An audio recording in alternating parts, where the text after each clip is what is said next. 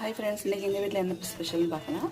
So சூடாக வந்து தோரம்பருப்பு போட்ட தால் கிச்சடி ஸோ ரெடி ஆகிடுச்சு. இப்போ இதுக்கு நான் தட்கா கொடுக்க போகிறேன்.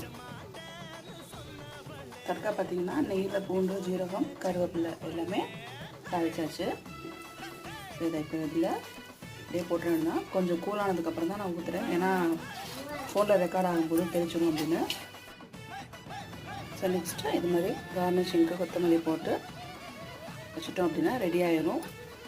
ஸோ அது 2 மினிட்ஸில் நம்ம வந்து சாப்பிட்றதுக்கு ரெடி ஆயிரும்.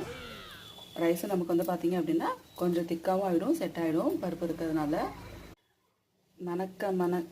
மணக்க தால் கிச்சடி ரெடி ஆயிடுச்சு. ஸோ இதுக்கு காம்பினேஷன் எதுவுமே தேவையில்லை.